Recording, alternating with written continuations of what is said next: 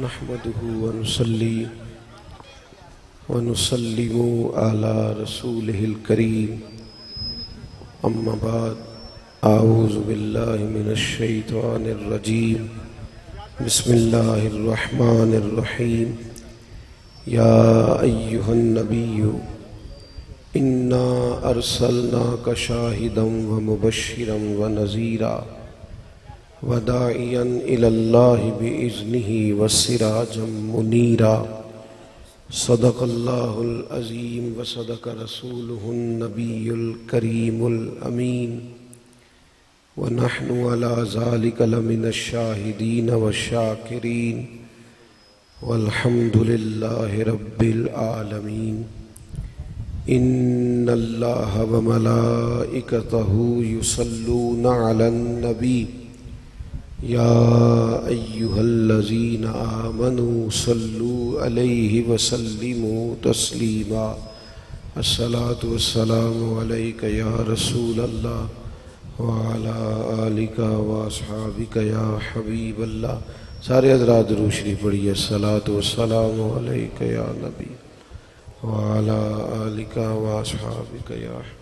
آپ لوگ بھی تشریف رکھیں جی، اللہ خیر کرے. موبائل تو اب سب کے پاس ہے نا، اب ساری دنیا ویڈیو بنانے میں تھوڑی لگ جائے گی. بیٹھ جائیں. اللہ تعالیٰ آپ کو سلامتی عطا کرے، اللہ آپ کو برکت دے، خوش رہے. ہمیں حمد و صلات کے بعد دوستو، بزرگوں اور بھائیوں، آج کی یہ خوبصورت محفل پاک نبی رحمت صلی اللہ تعالیٰ علیہ وسلم کی خوبصورت ذکر پاک سے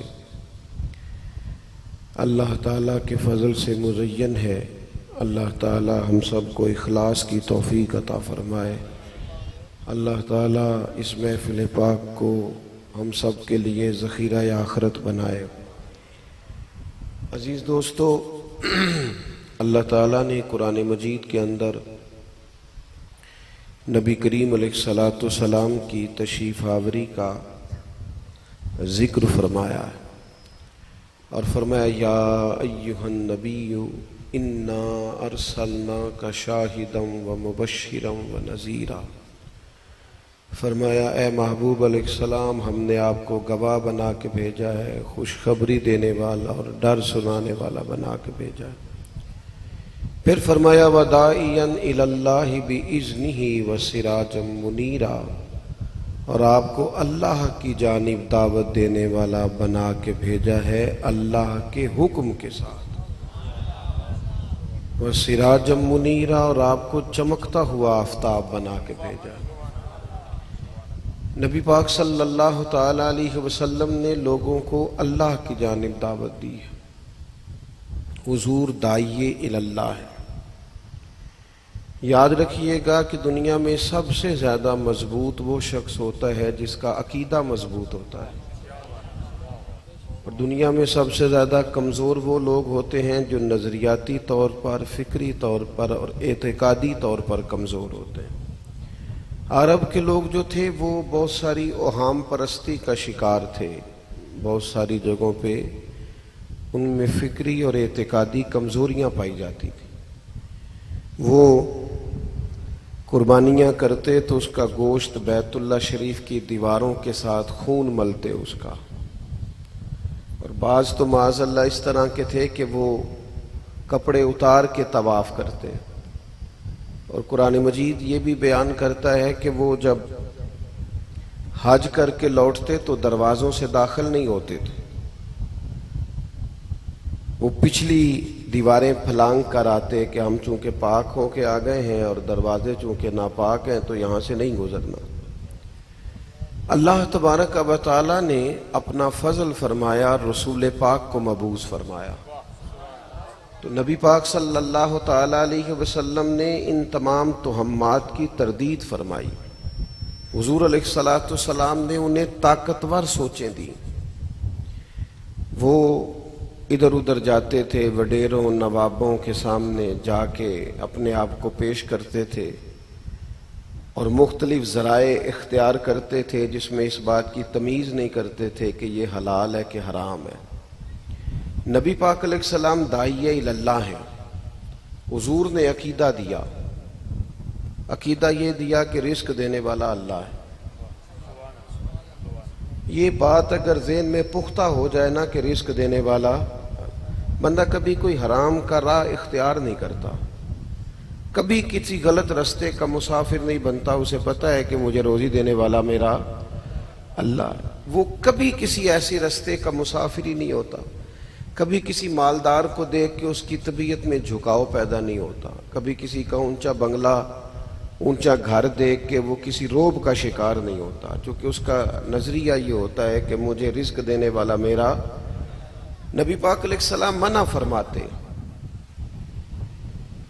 کہ انسان دنیا داروں کے سامنے ہاتھ پھیلائے، اسے پسند نہیں فرماتے تھے، منع کرتے تھے۔ ہمارے ہاں ایک بڑے عرصے سے ایک مزاج یہ بن گیا ہے لوگوں کا کہ وہ کوشش کرتے ہیں کسی مالدار سے تعلق قائم کرنے کی، اور اس مالدار کے آگے پیچھے گھومنے کی ان کا خیال ہوتا ہے شاید اس کے ساتھ لگ کے میں بھی عروج پاؤں گا۔ بلکہ ہم نے تو یہ دیکھا ہے دینی محفل کے اسٹیج پر بھی صدارت کے لیے کوشش کی جاتی ہے کہ بندہ مالدار ملے، حالانکہ جس کو 35 سال ہو گئے ہیں خدا کے بندے فجر کی اذان دیتے ہوئے مسجد میں امام سے بھی پہلے آتا ہے، اس کا حق بنتا ہے کہ میلاد کی محفل کی صدارت کرے۔ لیکن یہاں بھی اگر تولا جائے گا، نوٹوں سے پرکھا جائے گا، تو وہ جو ایک خاص اس کی روحانیت ہے اور دینی محفل کی جو ایک خاص لطافت ہے اور سوچوں کی اور روح کی جو خاص پاکیزگی ہے وہ قائم نہیں رہے گی۔ یہاں بھی جب ہر چیز اس طرح تلے گی تو وہ خاص زاویہ نگاہ باقی نہیں رہے گا۔ یاد رکھیے گا نبی پاک علیہ السلام نے صحابہ سے باقاعدہ بیعت لی۔ ایک تو بیعت اسلام ہے نا، جب انہوں نے کلمہ پڑھا، حضرت حکیم بن حزام رضی اللہ تعالیٰ عنہ فرماتے ہیں حضور نے کہا یہاں میرے ہاتھ پر ہاتھ رکھ کے بیعت کرو کہ تم کسی دنیا دار کے آگے ہاتھ نہیں پھیلاؤ گے۔ جب رزق دینے والا اللہ ہے تو پھر اس سوچ سے نکل آنا چاہیے کہ ہم کسی نواب مالدار اور وڈیرے کے سامنے جھکیں گے تو شام کو چولہا جلے گا، یہ تو کچی سوچ ہے۔ مومن کے یہ نظریات باقاعدہ اس بات پر بیعت لی حضور نے۔ حضور داعیہ اللہ ہے، فرمایا رزق اللہ دے گا، کوئی کمزوری نہ دکھائیں اپنی زندگی میں کبھی بھی۔ اور ہمارے ہاں بعض بابا جی ہو جاتے ہیں، وہ کہتے ہیں تینوں کسے کچھ کر دیتا ہے۔ وہ خدا کے بندے اس بابے سے پوچھو یہ ہو سکتا صحیح ہے کہ اللہ نے رزق میرے گھر بھیجا تھا اور کسی نے کچھ کیا تو اس کی طرف چلا گیا؟ یہ کیسے ہو سکتا ہے؟ ذوف اعتقادی کی بھی کوئی حد ہوتی ہے۔ تو حضور نے بیعت لی کہ تم اللہ کے علاوہ اور کسی دنیا دار سے، یہ جو اللہ والوں کی مدد ہوتی ہے نا، یہ اللہ ہی کی مدد ہوتی ہے، لیکن ایک ہے نوابوں سیٹھوں مالداروں کی طرف توجہ کرنا، اس کی نفی کر رہا ہوں۔ تو حضور علیہ الصلوۃ والسلام کی نے باقاعدہ بیعت لی، اور پھر ان صحابہ کا حال پتہ کیا ہو گیا تھا؟ ادھر دیکھنا میری طرف۔ ان کا حال پھر یہ ہو گیا تھا کہ وہ کسی سے سوال نہیں کرتے تھے، یہاں تک کہ گھوڑے پہ صحابی بیٹھے ہیں اور ان کے ہاتھ سے درہ گر گیا ہے، بڑھاپا ہے، لیکن انہوں نے قریب کھڑے آدمی سے یہ سوال بھی نہیں کیا کہ ذرا میرا درہ تو اٹھا کے دینا۔ وہ خود گھوڑے سے نیچے اترے، درہ اٹھایا، دوبارہ چڑھنے میں دقت ہوئی تو کسی نے کہا جی کوئی عجیب بات ہے، آپ بوڑھے آدمی تھے، مجھے حکم کرتے میں پکڑا دیتا۔ تو کہنے لگے کیسے کرتا، میں نے تو اپنے نبی سے وعدہ کیا ہے کسی سے سوال نہیں کروں۔ یہ طاقت اپنی طبیعت میں پیدا کریں، اپنے ذہن کے اندر یہ ذہنی پختگی لائیں، سوچوں کو معیار دیں۔ ہمارا رازق ہمارا اللہ ہے، ہمیں بلا وجہ کسی شخص، اور یہ اللہ کی تقسیم ہے، کسی کو مال زیادہ دے دیا، کسی کو کم دے دیا، کسی کو عہدہ بڑا دے دیا، یہ تقسیم ہے، اور یہ تقسیم ہمارے حق میں بہتر ہے، اس میں کوئی کمزوری نہیں، اللہ کی حکمتوں پہ راضی ہیں۔ لیکن یہ کمزوری، وہ ہارون رشید چلا گیا حج کرنے، تو آج کل آپ کو پتہ ہے عمرے کا بھی سٹیٹس لگتا ہے کہ ایئرپورٹ پہ پہنچ گیا ہوں، آ گیا ہوں۔ اور اگر بندہ دینی ہو، مہربانی کریں جی آپ پیسے دے رہے ہیں، میں جڑی گل دے خلاف لگا تو سو میرے نال شروع کر لی، اللہ آپ کو سلامتی عطا کرے۔ میں تو بیمار ہوں اور اس لیے گیا تھا کہ میں نے وعدہ کیا ہوا ہے اگر ان پیسوں کے لیے آتا تو پہلے تھوڑے نال گل کردا کہ انہیں لینے نے، تے نالے ساڈا اتنا تھوڑا ریٹ تے نہ لاؤ، اسی تے بڑے انمول ہاں۔ اللہ ہمیں معاف فرمائے. یہ بطور تحدیث نعمت کہہ رہا ہوں, اللہ تعالیٰ عاجزی میں رکھے, ان چکروں سے باہر آئیں یار. پیسے تو رب نے وعدہ کیا روٹی کا وہ دیتا ہے, تو اس لیے اس چیز سے تھوڑا سا آپ میری بات پر آپ توجہ رکھیں, مہربانی کریں آپ. یہ میرے لیے زیادہ خوشی کی اور اعزاز کی بات. تو آج کل آپ کو پتہ ہے بتانا ہوتا ہے, دینی آدمی کہتا ہے جی اللہ کا شکر ہے میری حاضری ہوئی, تو بتا بہرحال کسی نہ کسی رنگ میں وہ بھی دیتا ہے کہ عمرہ کرنے جا رہا ہوں. اور یار چھوڑ دے, کچھ چیزیں تو ایسی رکھ لے جو صرف قیامت میں کام آئے. کوئی تو چیز رہنے دی جائے, لیکن کیا کیا جائے. ہارون رشید حج کر کے آ رہا تھا تو نعرے بڑے لگ رہے تھے, تو خوش بھی بڑے ہوتے ہیں. نفس کو نا بڑی تسکین ملتی ہے جب کوئی گاڑی کے پیچھے. میں تو خیر بڑی تکلیف میں آ جاتا ہوں. اب یہاں میں آیا ہوں اور مجھے فوراً کہیں اور بھی جانا ہے. اب کچھ دوستوں کا خیال ہوتا ہے ملاقات ہو جائے, تو محفلوں میں ملاقات بڑا مشکل کام ہوتا ہے. اس کے لیے تو تکلیف ہی کرنی پڑتی ہے قریب آنے کی اور توڑ پہنچنے کی. تو یہ ہے کہ اب جانا ہوتا ہے, لیکن وہ گاڑی کے پیچھے بڑی بعض اوقات طبیعت بڑی بوجھل ہو جاتی ہے کہ یار ہم کسی قابل نہیں ہیں, تو کیا ضرورت تھی اس آدمی کو, ہمارے پاس کیا ہے. لیکن وہ بعض جگہ پہ نفس کو تسکین ہوتی ہے اور نعرے لگ رہے ہوتے ہیں, تو بڑا راضی ہو رہا ہوتا ہے اندر بیٹھا بندہ کہ دیکھا میری گاڑی کے پیچھے لوگ. اور یہ اگر ہم سیاستدانوں کی گاڑیوں کے پیچھے اس طرح کے نعرے لگانے چھوڑ دیں تو تھوڑے سے ٹھیک بھی ہو جائیں. وہ یہ بعض اوقات جو دائیں بائیں بڑے نعرے شارے لگاتے ہیں نا, یہ بھی ذہنی توازن خراب کرتے ہیں. تو یہ بھی اگر تھوڑے سے سنجیدہ ہو جائیں تو یہ ان لوگوں کو بھی سمجھ آئے کہ ہم باشعور قوم کے بیچ رہتے ہیں, ہمیں شعوری زندگی. اور میں آپ سے بڑے ادب سے عرض کروں گا, پروٹوکول ختم کر دیں, وزیروں کا بھی ختم کر دیں اور پیروں کا بھی ختم کر دیں. ہوں ناراض ہو گیا ہو جو تھوڑی دیر لئی, پر گسا کر کے گل من جائے اج پھر وہ ایسے گسا کر لے, اگوں نہیں کرنا. ختم کر دیں آپ. مجھے تو اتنی تکلیف ہوتی ہے بعض اوقات, دیکھو نا میلاد کی محفل میں بات غریب کی ہو رہی ہے, تے ماڑیاں لی پھر وہی شاپر نے چولاں دے, تو جڑے سٹیج لے نے انہوں نے لہذا لنگر پکا لیا. اور یہ سارے کہہ رہے ہیں لنگر شریف ہے, برکت والا ہے, انہوں نے بھی لنگ جان گے چول جڑے سارے علی پکے نے. یہاں سے تو فرق ختم کرو خدا را, ہر جگہ ایک ہی رٹا ہے. وی آئی پی کلچر کہیں سے تو ختم. ہارون رشید آ رہا تھا حج کر کے, تو نعرے شارے بڑے لگ رہے تھے. رب کا بندہ جو ہوتا ہے نا, اسے ایک مفت کا اطمینان حاصل ہوتا ہے, مطمئن ہوتا ہے, ہر چیز ایمان خیز ہوتی ہے. وہ آ رہے تھے نعرے شارے, آنا جانا شور شرابہ. حضرت بہلول دانا دور بیٹھے تھے اور وہ دیکھ دیکھ کے مسکرا رہے تھے اور بڑا معنی خیز ہنس رہے تھے. ہارون رشید کی نظر پڑ گئی, سیانا بندہ تھا, گھوڑے سے اتر کے سارا پروٹوکول وہیں چھوڑ کے حضرت کے پاس چلا گیا. کہ آج کیوں رہے ہو؟ فرمانے لگے تیری عقل پہ ہنس رہا ہوں. اس نے کہا کیوں؟ فرمانے لگے تو بڑا دھیرے دھیرے گھوڑا چلا رہا ہے نا کہ یہ سارے تیرے نعرے لگا رہے ہیں. کہا ہاں. تو آپ اور ہنس پڑے. فرمانے لگے میں نے اپنی آنکھوں سے دیکھا ہے, یہ تجھ سے پہلے کسی اور کے نعرے بھی لگاتے تھے, اور یہ تیرے بعد کسی اور کے بھی. اوئے ہوئے ہوئے, یہ تھوڑی دیر نفس کی تسکین کے میری بلے بلے اسے باہر آ جا. تو ہارون رشید سیانا بندہ تھا, سمجھ گیا, طبیعت میں ٹھہراؤ پیدا ہو, اثر ہوا. لیکن وہ بڑے لوگوں کا مزاج ہوتا ہے نا, ان کو عادت ہوتی ہے کہنے کی کوئی حکم ہو جاتے دسے آ جائے. تو اس نے فوراً کہا, بادشاہ سلامت تھا نا, کہنے لگا حضرت کوئی حکم ہو تو بتائیے گا, سنا ہے آپ پہ کوئی قرض بھی ہے, میں اگر کئی خدمت کر سکوں. تو حضرت بہلول دانا کہنے لگے ہارون رشید ایک بات تو بتا, تجھے رزق دینے والا کون ہے؟ کہنے لگا اللہ تعالیٰ. تو فرمایا مجھے دینے والا کون ہے؟ کہنے لگا اللہ تعالیٰ. تو آپ فرمانے لگے جا پھر اپنا کام کر. یہ تو نہیں نہ ہو سکتا کہ اللہ ہارون رشید کو رزق دے اور بہلول دانا کو بھول ہی جائے. معاذ اللہ, یہ تو نہیں نہ ہو سکتا. جا اپنا کام کر. آپ جب یہ ذہن بنا لیتے ہیں نا مجھے میرا اللہ دیتا ہے, پھر آپ خوددار ہو جاتے ہیں, پھر توکل آتا ہے, اطمینان حاصل ہوتا ہے, صبر آتا ہے. یہ جتنے لوگ آپ کو نظر آتے ہیں نا کہ بہت اعلیٰ کھانا کھاتے ہیں اور سویرے برگر کھاتے ہیں اور دوپہر برگر کھاتے ہیں اور شام پیزا کھاتے ہیں, اور یہ رات کو دوائی بھی کھاتے ہیں ساتھ.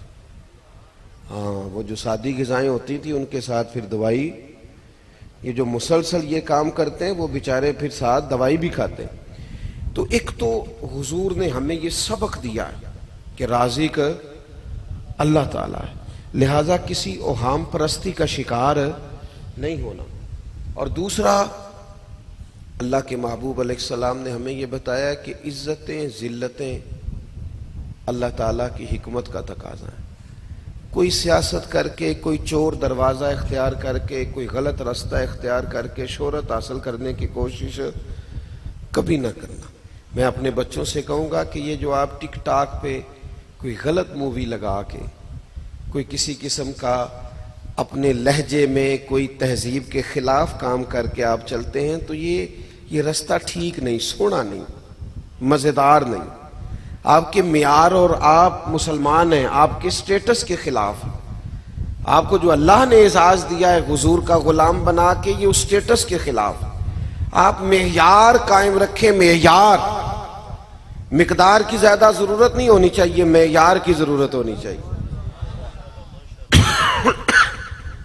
میں عرض کروں گا کہ آپ شہرت کے لیے غلط راہ نہ اختیار کریں. اگر رب کو منظور ہو نا تو میری طرح کے جن کے پاس کوئی کسی قسم کی صلاحیت نہیں ہوتی، اللہ تعالیٰ اپنے فضل سے لوگ انہیں جاننے لگ جاتے ہیں. اور یہ بھی بعض اوقات آزمائش ہوتی ہے، یہ بھی بعض اوقات آزمائش ہوتی ہے. اور کچھ لوگ ایسے ہوتے ہیں جو بڑے وزادار ہیں، بڑے عالم ہیں، بڑے شیخ ہیں. اللہ تعالیٰ نے اپنے فضل سے علم، فضل، تقوی، روحانیت، معرفت بڑا کچھ عطا کیا ہے، لیکن مالک کی حکمت ہے کہ مالک نے اپنے ان بندوں کو چھپا کے رکھا ہے. اللہ تعالیٰ نے کسی ایسی چیز کا شکار نہ ہو کہ آپ اتنے، بعض اوقات میں دیکھتا ہوں ہم تصویر لینے کے لیے اتنے زیادہ جذباتی ہو جاتے ہیں کہ وہ میرے کلاس فیلو ہیں تو ایک صاحب کا وزیر اعلیٰ صاحب کے ساتھ انہوں نے فوٹو کھنچوا کے تو اپنے ڈرائنگ روم میں لگائی ہوئی. ہم دونوں کالج میں اکٹھے تھے تو میں ایک دن چلا گیا ان سے ملاقات کرنے. ان کے ہاں کسی کے انتقال ہو گیا تھا شاید، تو تعزیت کرنا تھی، تو ڈرائنگ روم میں انہوں نے وہ تصویر لگوائی ہوئی تھی. تو میں ذرا طبیعت پر بوجھ بننے لگا، چونکہ بندہ پڑھا لکھا تھا تو اس کا یہ انداز. تو میں انہوں آکھیا یار ہے نمبر تے ملائی ذرا ادھ نال گل کرا میری. وہ کہندا ہے نمبر تے کوئی نہیں نا میرے کول، تے فوٹو ہی ہے. میں کہ او دے نال فوٹو لا جس نال بندہ گل بھی کر سکے، کسے ماڑے نو یار بنا. یار یہ کیا بات ہوئی؟ اس کے ساتھ فوٹو لگانا جو شام کو بات بھی کر لے تیرے ساتھ، یہ کیا بات ہوئی؟ کمزوری ظاہر کرنا. یہ حدیث پاک اپنے دل پہ لکھ لینی ہے آپ نے. نبی پاک علیہ السلام نے حضرت عبداللہ ابن عباس رضی اللہ تعالیٰ عنہ سے فرمایا، عبداللہ ساری دنیا مل کے تیرا کچھ سنوارنا چاہے سنوار نہیں سکتی جب تک میرا رب نہ چاہے، اور ساری دنیا مل کے تیرا کچھ بگاڑنا چاہے بگاڑ نہیں سکتی جب تک میرا اللہ نہ چاہے. کمزور ہونے کی کیا ضرورت جب یہ سارے کام اللہ تعالیٰ کے دستے قدرت میں. تیسری بات یہ وہموں سے نکل آئیں. وہم ڈپریشن اور انزائٹی پیدا کرتا ہے. وہم چھوڑ دیں. بلا وجہ کی سوچیں اور سوچوں کے گھوڑے اتنے دوڑانا. آج کل لوگ جسمانی طور پر نہیں تھکتے، ذہنی طور پر تھکتے ہیں. اس تھکاوٹ سے باہر آئیں. اپنی سوچوں کو اللہ رسول کی تعلیمات کی روشنی میں مرتب کریں. اللہ تعالیٰ نے خوبصورت ترین مخلوق بنائی ہے، ہمیں اس میں خوبیاں نظر نہیں آتی. جس سے پوچھ لو خامیاں ہی بیان کر رہا ہے. مجھ سے ایک دفعہ ایک دوست نے کہا پاکستان کے حالات، روز ہی ہم کہتے رہتے ہیں چلیں ہیں بھی حالات میں خرابی بھی ہے، پر جتنی ہم مایوسی کا اظہار کرتے ہیں وہ بعض اوقات ایسے بعض لوگوں کے پاس اچھی خبر ہی کوئی نہیں. میں نے ایک دوست سے کہا میں آپ کو خوبی بتاؤں اپنے ملک کی. کہا بتائیے. میں نے کہا اتنا اچھا نماز پڑھنے کا بندوبست کسی ملک میں نہیں جتنا پاکستان میں. اجے بھی کچھ بندے انہوں نہیں اچھی لگی گل اللہ ماشاءاللہ. او خدا کے بندے، ہر پیٹرول پمپ پہ مسجد بنی ہوئی ہے، وضو کا بندوبست ہے، نماز کا اہتمام ہے. یہ کسی ملک میں اس طرح آپ کو نہیں ملے گا جس طرح آپ کے ملک. اب جس نے نہیں پڑھنی اس نے مرضی سے نہیں پڑھنی. تو میں سمجھتا ہوں اگر کسی جگہ سجدہ کرنے کی اجازت پوری ہو، آپ شوق سے سجدہ کر لیں تو یہ میرے رب کا بہت بڑا انعام نہیں؟ اور ویسے بھی یہ وطن مٹنے کے لیے نہیں بنا، یہ لوگوں کا خیال ہے کہ سیاستدانوں کا وطن ہے، یہ بابا فرید کا وطن ہے، داتا علی اجمیری کا وطن ہے، غزالی زماں اور محدث اعظم پاکستان کا وطن ہے، یہ کیسے مٹے گا؟ بہرحال بات کو لمبا نہیں کرنا، اوہام پرستی، یعنی سیانا بیانا بندہ وہ کہتا ہے جی بلی رستہ کاٹ گئی ہے تو اب پتہ نہیں کیا بنے گا۔ مجھ سے ایک بڑے سمجھدار آدمی نے کہا جی کالی بلی صبح رستہ کاٹ گئی تھی، میں کہا میرا کئی کالیاں گڈیاں راہ کٹ جاندیاں، کچھ بھی نہیں ہوتا، ہاں وہ کالی بلی رستہ کاٹ گئی۔ یعنی ہمارے خاندان میں ایک جھگڑا ہوا ہمارے جاننے والوں میں سے، کس بات پہ جھگڑا ہوا کہ خامد باہر جا رہا ہے تو خاتون نے آواز دے لی، کو کام یاد آ گیا تو کہنے لگا تیرے نے کسے دسیا پیچھو آواز نہیں دی، یہ ٹھیک نہیں ہوتا پھر کوئی کام، خدا کے بندو چھوڑ دو، اتنا وہم، اوہام پرستیاں۔ اور وہ ایک جگہ پہ مجھے جانے کا موقع ملا تو وہ کہنے لگے جی ہمارے پیر صاحب ناراض ہو گئے ہیں تو حالات بڑے خراب ہیں۔ میں نے کہا یار پیر صاحب کے ناراض ہونے سے حالات کا کیا لینا دینا؟ پیر کو تو ناراض ہونا چاہیے کہ تو نماز نہیں پڑھتا، تہجد نہیں پڑھتا، فلانا۔ باقی پیر صاحب کا ناراض ہونا سمجھ میں نہیں آتا، کیوں ناراض ہوئے؟ یہ اوہام پرستی سے باہر آئے، کن چکروں میں پڑے ہوئے؟ مومن اور ڈپریشن، مومن اور ٹینشن، مومن اور انزائٹی، یہ تو الگ الگ چیزیں۔ مومن تو وہ ہے کہ جس کا رب کہتا ہے میں تجھے اس طرح دیکھتا ہوں کہ تیرے رب کو نہ نیند آتی ہے نہ اونگ آتی ہے، تو جس کی اتنی نگرانی ہوتی ہو وہ پریشان ہو، ڈپریشن میں ہو، چھ معنی دار طاقتور اپنے آپ کو ذہن ہو جاتی ہیں کبھی کبھی کچھ چیزیں، لیکن ان سے آپ جو چیزیں کشید کرتے ہیں نا وہ صحیح کر کے کریں۔ آج کل کرامتوں کا بھی اتنا انفرادی حال ہے کہ کھینچ کھونچ کے لوگ کرامت بنا لیتے ہیں۔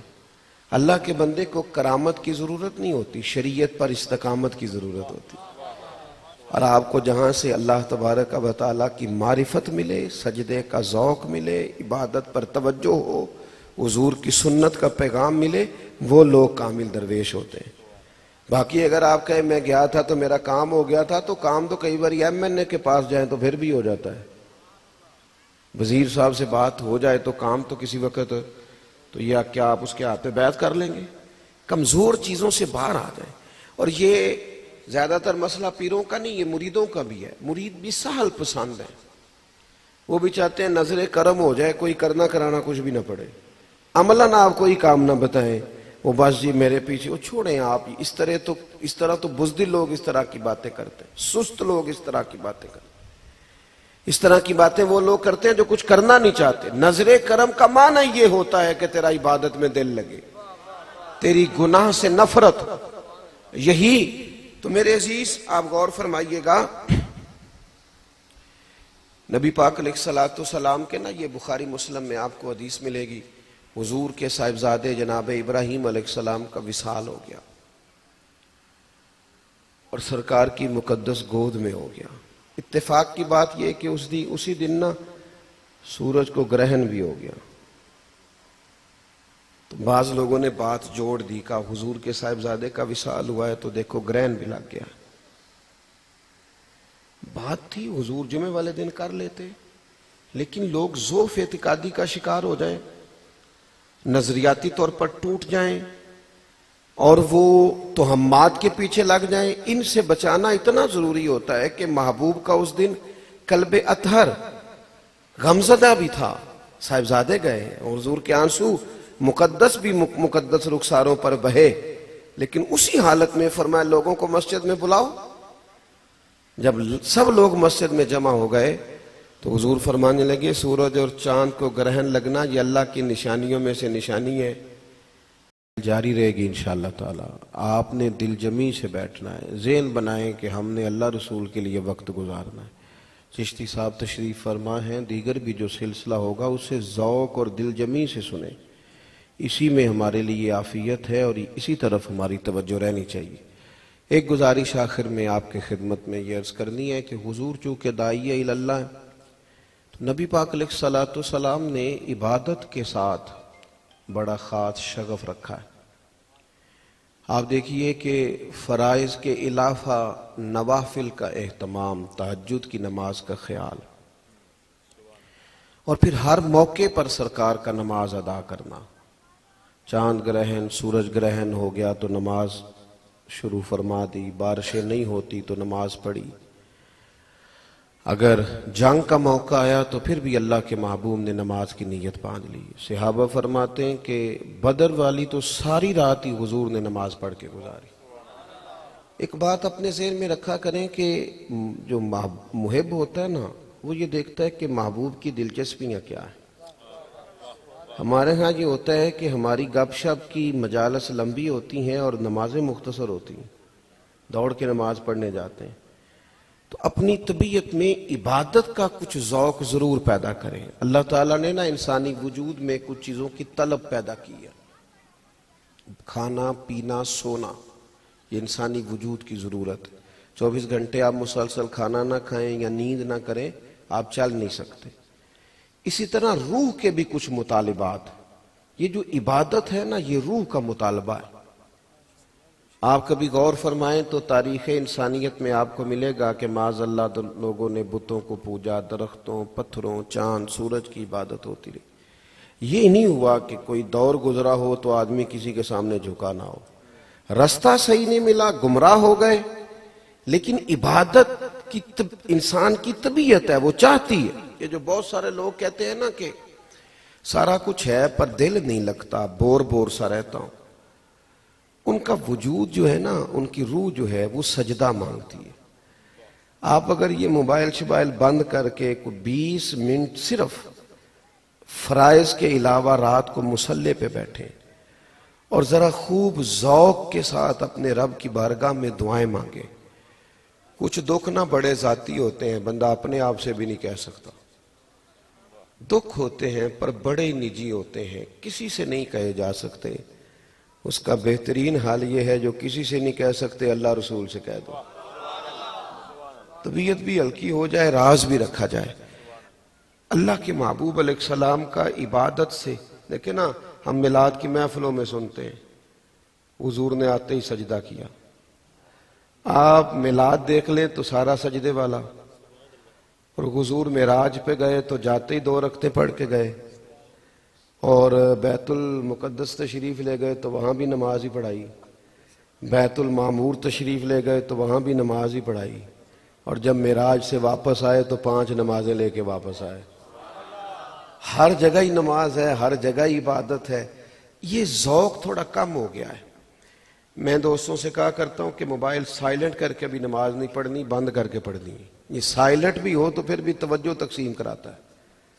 یہ جب حرکت کرتا ہے تو توجہ بٹتی ہے. اللہ کی بارگاہ میں جب حاضر ہونا ہے تو کٹ کے ذوق سے یہ اپنے دل میں اس بات کو ضرور پیدا کریں کہ عبادت کے لیے خاص وقت، ورنہ آپ آہستہ آہستہ بے چین رہتے رہتے.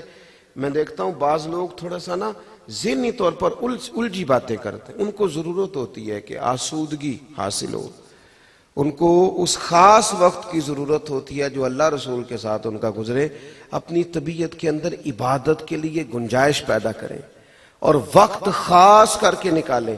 جس بندے کی نیند پوری نہیں نہ ہوئی ہوتی، وہ رات کو نیند نہیں پوری ہوئی، کسی وجہ سے اسے جلدی اٹھنا پڑا، تو اب وہ کیا کرتا ہے؟ وہ کہتا ہے میں نے 2 گھنٹے دیو نا ذرا، پہلے میں نہ اپنی وہ.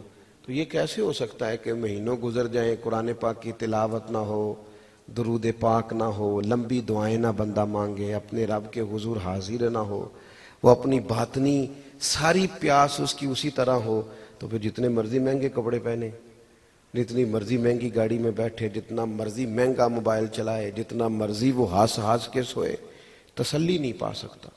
اطمینان قلبی کے لیے عبادت کی ضرورت ہے. تو میں نے 4 باتیں آپ کی خدمت میں عرض کی ہیں. ایک تو ذہن بنائیں یہ ہمیں ہمارے نبی پاک نے اسباق دیے. رزق دینے والا اللہ ہے. اس کے لیے کبھی کوئی غلط رستہ اختیار، محنت جم کے اور ڈٹ کے کریں، لیکن غلط راہوں کا تعین. اور دوسری گزارش یہ ہے کہ کسی دنیا دار سے نہیں مانگنا، اللہ رسول سے، ادھر ادھر توجہ نہیں کرنی. اور تیسری گزارش یہ کی ہے کہ عزت اور ذلت اللہ کی حکمتوں کا تقاضا ہے، اس کے لیے بھی کسی چور رستے کا اختیار نہیں کرنا. اور پھر آپ کی خدمت میں یہ بات عرض کی ہے، اچھی طرح اپنا ذہن بنائیں کہ یہ جو وہموں والی زندگی ہے اس سے باہر آئیں. اوہام پرستی، तोहम्मात छोटी, और मैंने देखा बड़े बड़े सियाने बंदे इनका शिकार होते हैं, बड़े बड़े सियाने बंदे इन चीज़ों का शिकार हुए हुए होते हैं और पता नहीं क्या क्या बातें कर रहे होते हैं। इनसे बाहर आएं, अल्लाह पे भरोसा रखें। जब तक जिंदगी है अल्लाह की हिकमत का तकाजा है, और जब जाना है तो फिर भी उसकी। मुझे एक बात याद आ गई, मैं ख़त्म करने लगा था। जिन दिनों में ये कोविड-19 चल रहा था ना, तो एक सेहत के इदारे में मुझे जाने का मौका मिला, तो मुझे वहाँ बताया गया कि लोग बड़ा डरते हैं। तो एक साहब से मेरी गुफ्तगू हुई तो वो कहने लगे, जी मैं तो ज़रा कोई कमरा बंद हो ना, अगरचे ऑक्सीजन भी मौजूद हो, तो सिर्फ कोई खिड़की शिड़की नज़र ना आए तो मैं तो कांपने लगता हूँ, मुझे ये बड़ा डर लगता है, तो मैं कब्र में कैसे जाऊँगा। उनसे मेरी बड़ी डिटेल से बात हुई, लेकिन मैंने उन्हें एक आखिरी बात की। मैंने कहा एक है सादी कब्र, इसको आप सोचते, और एक है बाग। थोड़ी देर के लिए रुक के सोचिएगा, कब्र में नहीं जाना, सीधे बाग में जाना, और बाग भी मामूली नहीं, जन्नत के बागों में से बाग, और इतना शान वाला बाग कि जिसमें पहली ज़ियारत ही मदीने वाले महबूब की है। मैंने कहा अब आप मुझे बताएं, वहां जाने से डर आता है कि जाने को जी चाहता है। अब जरा, आज फूले न समाएंगे कफन में आसी, कब्र की रात तो है उनसे मुलाकात की रात। हम नजरियाती लोग हैं, इसलिए मौत भी हमें वहम में मुब्तला नहीं करती, क्योंकि उसके बाद भी जो है वो सआदत मंदी है, फिरोज बख्ती है। इसलिए ये सहमी सहमी जिंदगी से बाहर आए, आप तवाना जिंदगी गुजारें सेहतमंद, और कुछ वक्त अपनी इबादत के लिए ज़रूर मुख्तस करें। इतनी बड़ी तादाद में आप आए हैं, महफिल का नज़्म इसी तरह कायम रखिएगा, इत्मीनान से बैठिएगा, जो आगे प्रोग्राम होगा वो चलेगा। वमा अलैना इल्लल बलाग।